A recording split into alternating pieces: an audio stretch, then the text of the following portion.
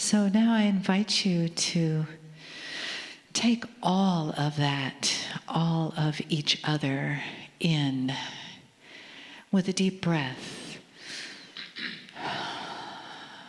And the feeling of gratitude right down into your feet where you connect with our beautiful mother. And let that energy of Gaia, of Mother Earth, slowly and gently pulsate up through your feet into your body, like you're receiving the heartbeat of Mother Earth through your feet, a gentle, soft, and constant, beautiful pulsation. And inhale that a little more deeply into your heart center. And as you exhale, let your crown chakra open up so that you gently connect with the spirit and divine nature of all, the one that's present with us now.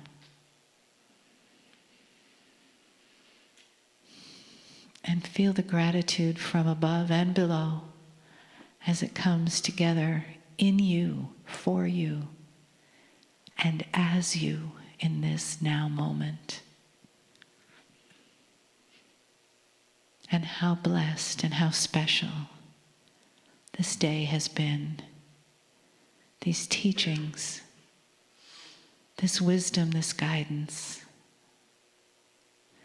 and the many, many blessings that will continue to unfold as your days unfold. The teachings will continue to resonate with you, and synchronicities will open up for you. And you will remember.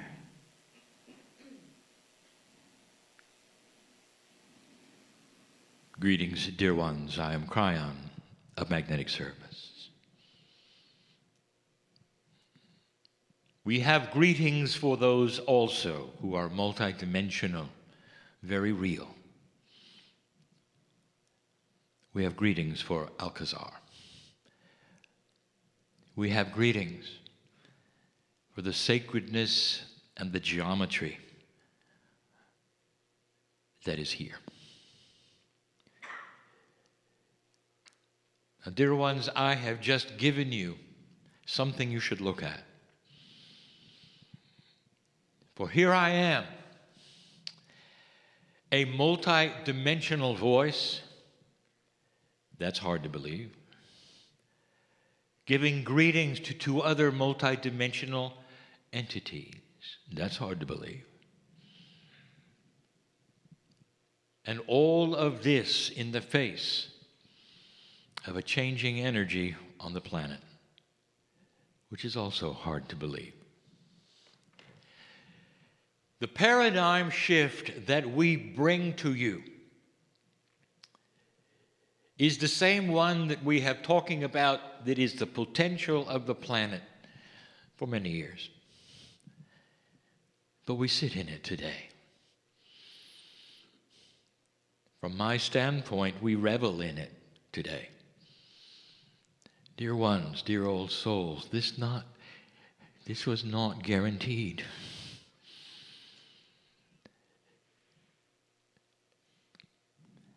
I want you to get used to the fact that this planet and consciousness and life itself is going through a real physical transition. The transition that you may think it's going through is that which you believe as an esoteric believer. It's very, very easy for one who has spent many years in esoteric belief to see, feel, sense energy shift. And so many of you are aware. However, you're used to this. You're also sensitive to what I will call some kinds of multidimensional things. Some of you will see the energy. You will be aware of the aura. But I'm talking about the earth. I'm not talking about just the old souls. This planet is going through a physical, multi-dimensional shift. We prepared you for it. Kryon is the magnetic master for the first thing that I did with a grid group. From the moment I got here to 2002 was to move the grid of the planet. Now your magnetic grid is measurable with your compass. And you can go back in those years and find out just how much the magnetic grid altered north, and you can see it for yourself. This was not esoteric. The magnetic grid had to shift. It had to adjust for you. It is difficult for me to even begin to talk to you about what another dimensional shift might bring you. We have told you that you've never had one before, ever. You have lived in an energy, literally, that had one kind of paradigm that never moved. It has become then your staple, the way things are, human nature. Everything is based around the reality you're in. As you begin to shift, consciousness will react. We told you that. We also gave you information about the actual area of space that your solar system is moving into. Astronomers are looking at coming out of the bubble. Go find this. You can. For all of existence of your life on the planet has been in some kind of a cosmic bubble, a protection of a kind of radiation that's coming. The radiation is not that which will affect you adversely. It's going to interface with the magnetic grid's new alignment and affect the DNA, creating an advancement in time, a fast track to your evolution. We told you that. You can go check whether it's coming or not. The whole entire planet is going to be subjected to a potential paradigm shift. Now, here's where it gets good. Potential. What do I mean? When I came to you 25 years ago, I said there was a potential shift coming based upon the probabilities of where you were and what you were doing. I say the same thing today. The snowball is rolling. It's hard to stop it from collecting more snow and getting bigger. That is the consciousness of the planet. A slow process that weeds out the dark and the light, that takes into account the reactions of all consciousness to the new energy. Imagine if you were invested in dark and evil. Imagine that for a moment. And imagine that this investment was fine as long as nothing changed. You could control what you're used to controlling. All of the darkness would still be yours. And suddenly, there's a little too much light. Something is starting to shift and change. What would you do? And the answer, you would go on a raging campaign of fear in order to keep things the way they were. Does this sound like something you might see? You see, the planet is changing. Not just old souls, not just light workers. If you want to know specifics, ask the indigenous. For their prophecies were all about now. Now, this is news we've been giving you for some time, but I've just compiled it into a few minutes. Dare I say, it's beautiful. The fact that it is happening at all is beautiful. You passed the marker, more than passed marker. You did it with flying colors. It wasn't even close. You didn't need a confrontation. You didn't need a war. You didn't need to reduce the population by millions of people in order to wake up. You did it by yourself. And when the precession of equinoxes arrived, the consciousness of the planet was actually higher than I predicted. And if you want to see that, you can go back and you can look at my first communication with you, which you call Kryon Book 1, where I gave you some of the potentials which included a mass death experience on the planet which may wake you up, and you didn't need it. You didn't need it.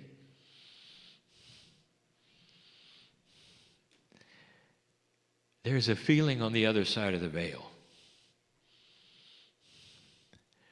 that is pride.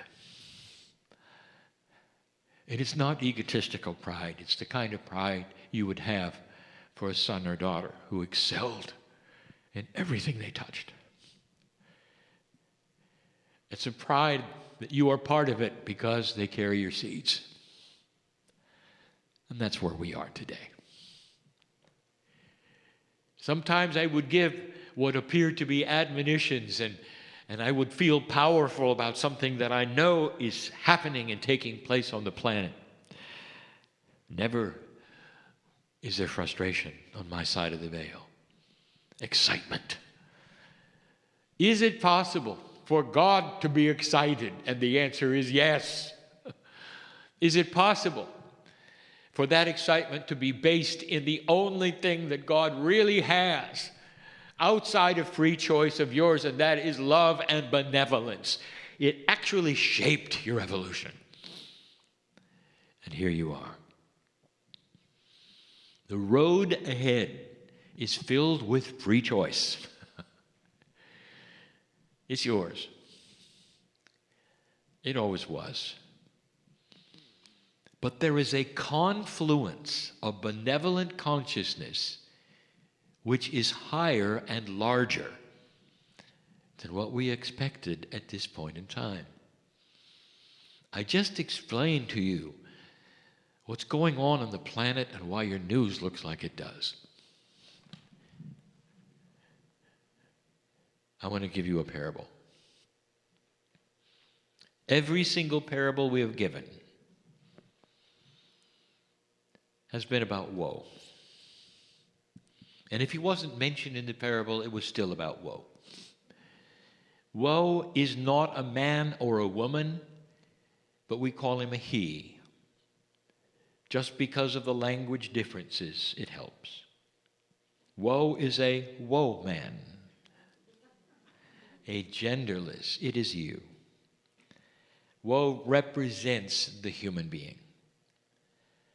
Parables are given because they are puzzles and mean other things.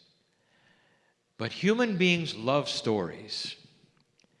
They relate to stories. And this one is about you and energy.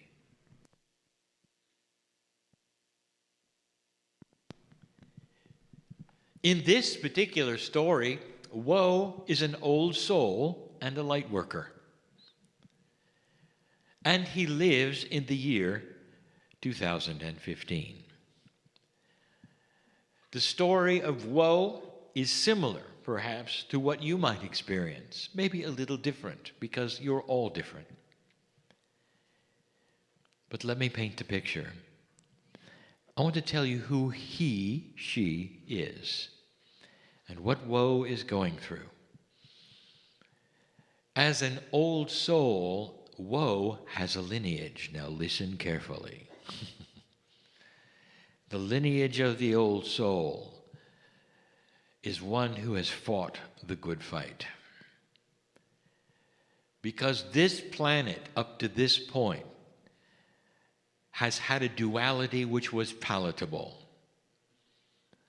You could be an old soul and you could be a compassionate person, but it didn't go very far. Whatever light you had was often put out by the incredible amount of negativity and darkness on the planet. War after war, and you had to participate. Regardless of your wisdom, you're in the battlefield. Regardless of your wisdom, the biology of life affected you. Your wisdom had nothing to do with the fact that if you were a woman, you lost children, sometimes along the way from A to B, just traveling to get away from somebody chasing you. Sometimes it was in birth, sometimes it was in disease, or worse. Woe carried that around, dear one. Do you relate to it? Fought the good fight. Negativity, frustration, drama, war, hate was always there.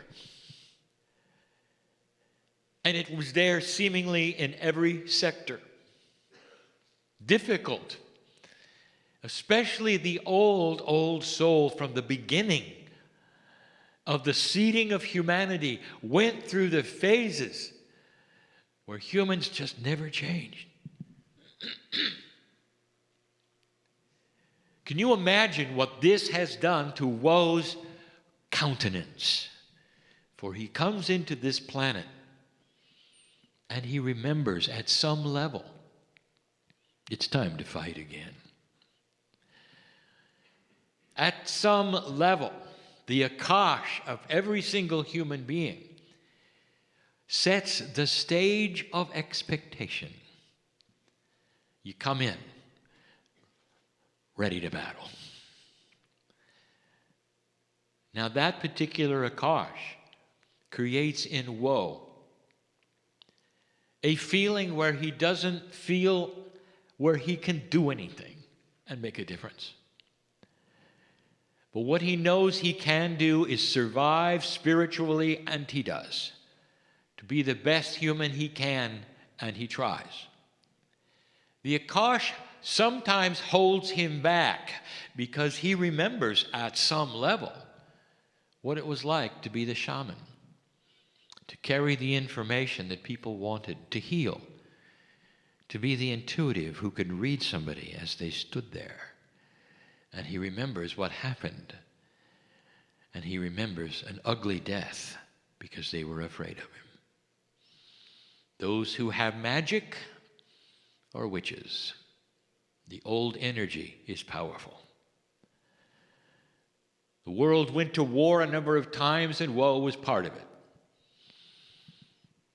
Both genders were involved, both genders suffered. It was humanity. Woe is walking around in life today with a lack of self-worth. Now you know why. There is no judgment, dear human being, for how you feel about yourself. But there is amazement at what you can't see. Woe is like you. Life for woe is just hanging on. All around him. He has to watch and be careful where he goes, what he says, what he does, all his life. But it's okay. Woe knows how to develop self-balance and compassion. He walks life as a happy individual because he has God inside. It's all he needs. But he's still careful. When woe goes to work, he did not select the people around him. You realize that. But you had to work with them. He had to work with them. There are those he likes more than others. There are those that are frustrating to him. Quite often, those who would be above him in a pay grade are the most frustrating. He tries to go around them, meaning, don't listen, don't be where they are. Sometimes it works, sometimes it doesn't. He holds it together but he hears the negativity that they have. He sees others around in distress because of it. Woe tries to cheer them up or battle the energy the best he can. He's used to it, you see. He's a light worker. Woe lives alone. Now, this is a trait of woe. He found himself living alone because it was easier. Because if he didn't, there was always drama and frustration. He had a cat. And to make things worse, the cat didn't like him. Imagine having an animal that you're compassionate about that doesn't really like you. You would come home and the cat would pout because he had gone. When it was time for the cat to eat, he knew it because the cat would come up and bite him. But Woe loved animals, and it was all the cat had. Woe knew that the cat's life was dependent on him. Despite this, he was still cheerful. He named his cat, Cat. Hello, cat. How are you?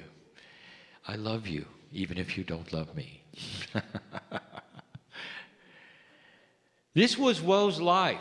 It was not a bad life, actually. He liked it because he was at home with the battles.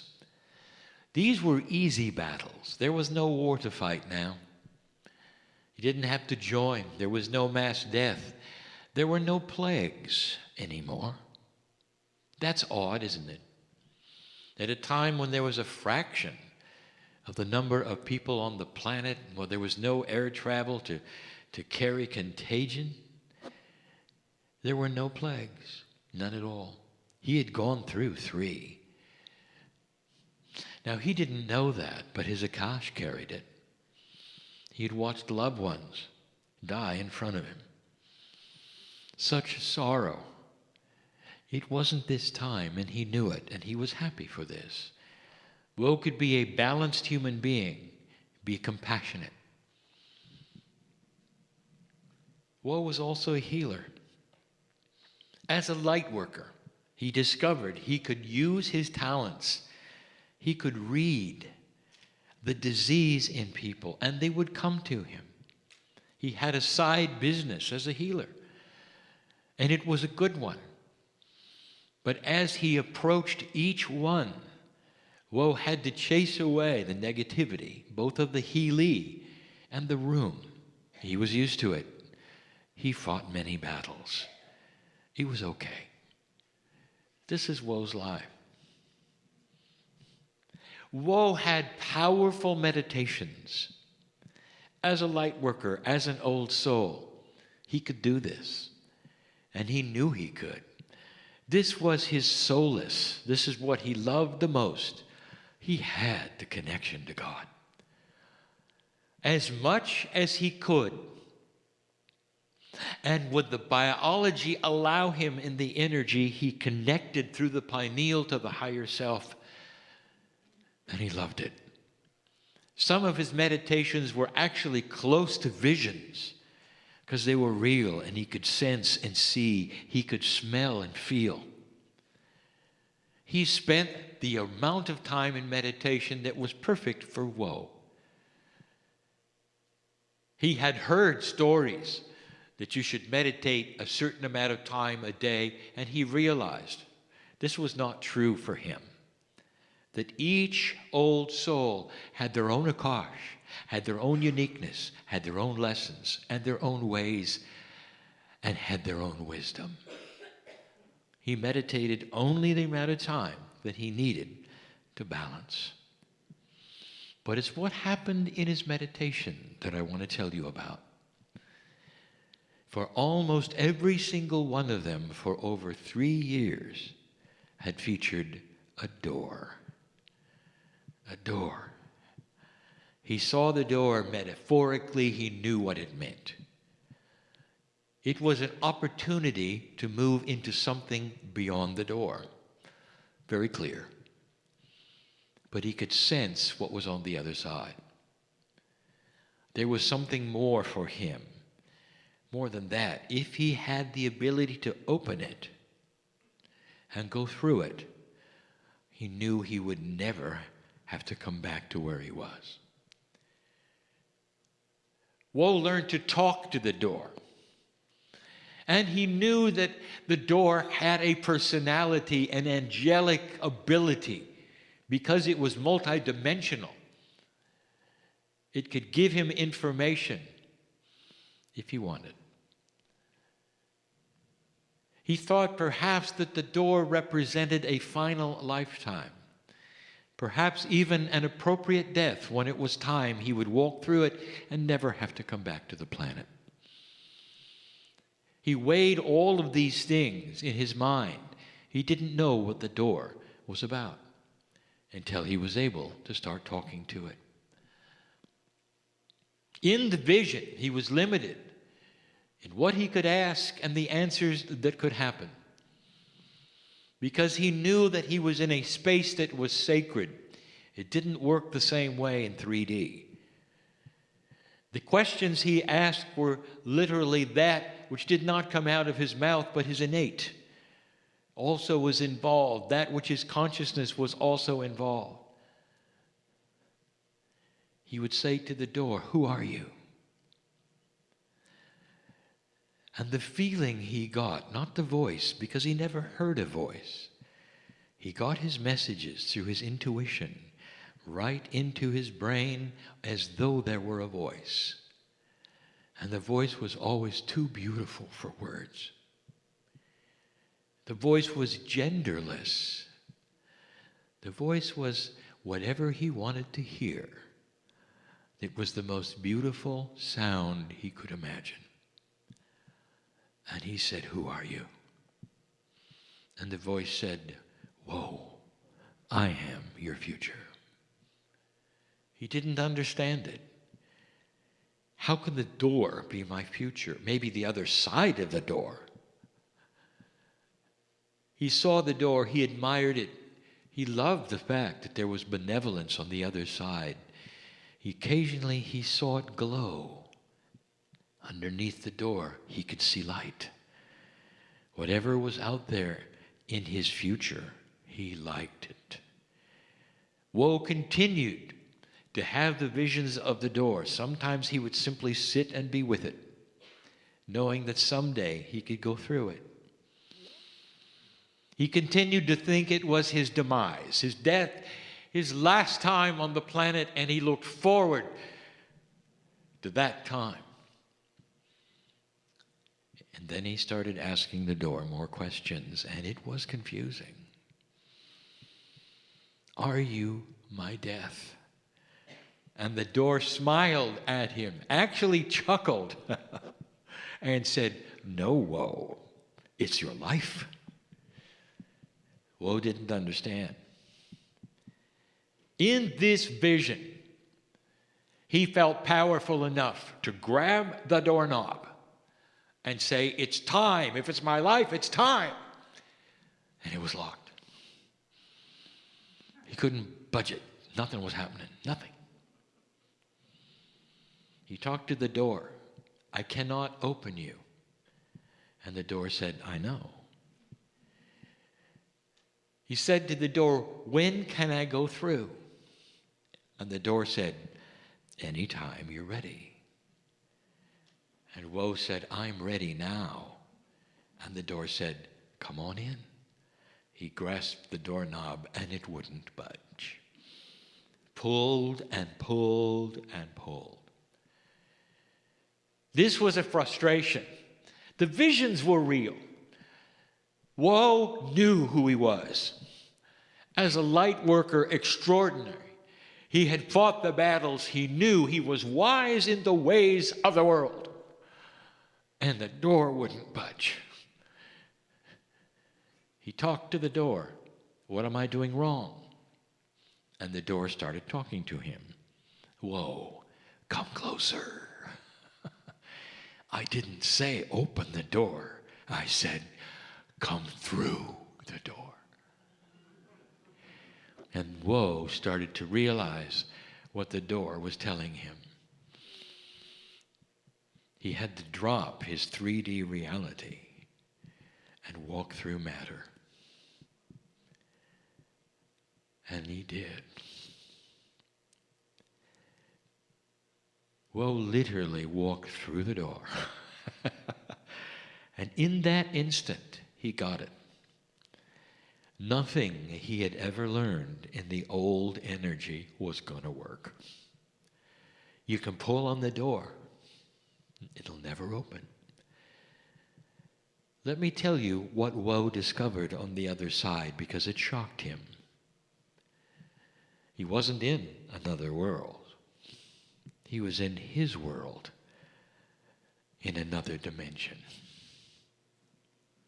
A dimension that was not anything he could count or describe, but one where suddenly his self-worth was skyrocketing. To a degree where the akash that he had had dropped away. It was simply gone because the old energy has nothing to do with who he is today. Woe was becoming slightly multidimensional.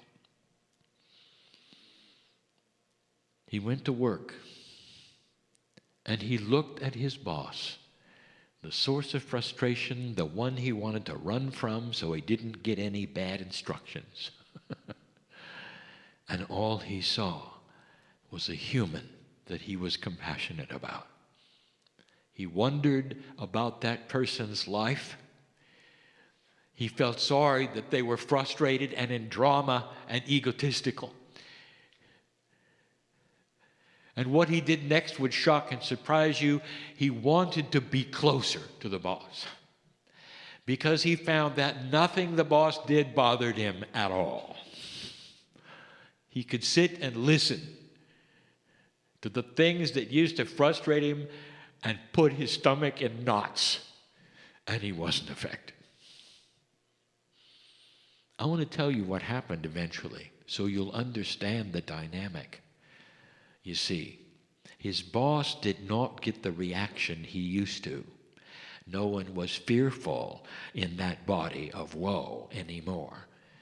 In fact, eventually, the boss asked Woe what the change was, because he liked it.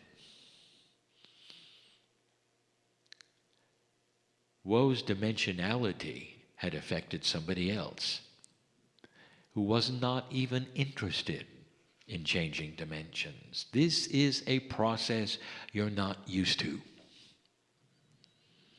Everywhere Woe started to walk, things became easier.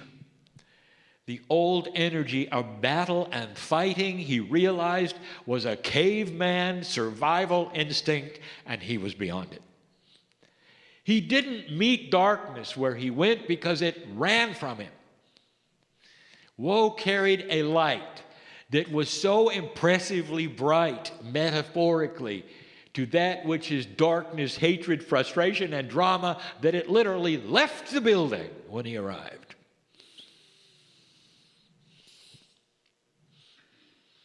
He walked the streets differently. He expected good things. And the door in his vision was gone. When he seemingly tried metaphorically to turn around to see where the door had gone, there was none. He couldn't go back. He couldn't go back. Woe went home, and there was Cat. Cat took one look at Woe and rubbed against his leg. He started purring. That's all it took, dear ones. The animals know first.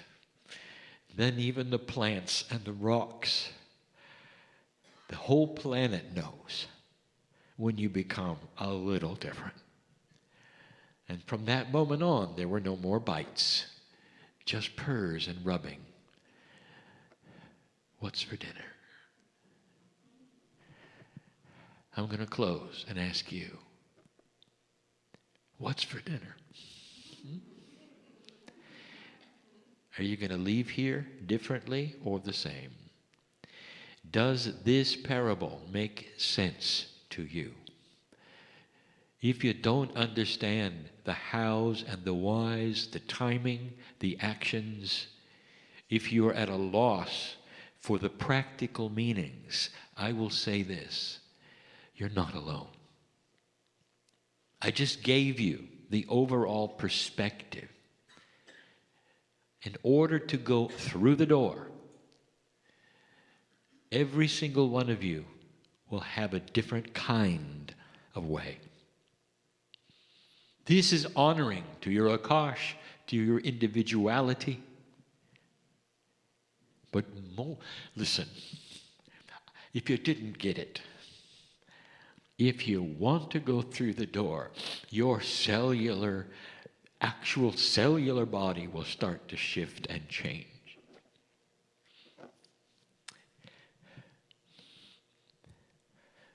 You want to heal yourself? Is it time? Go through the door.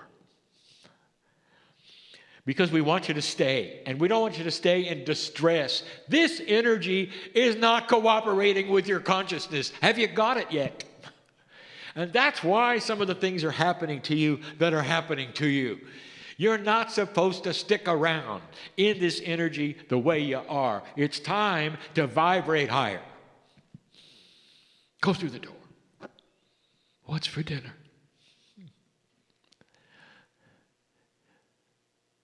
I am in love with humanity for what you're about to do. That's you. I know you. And so it is.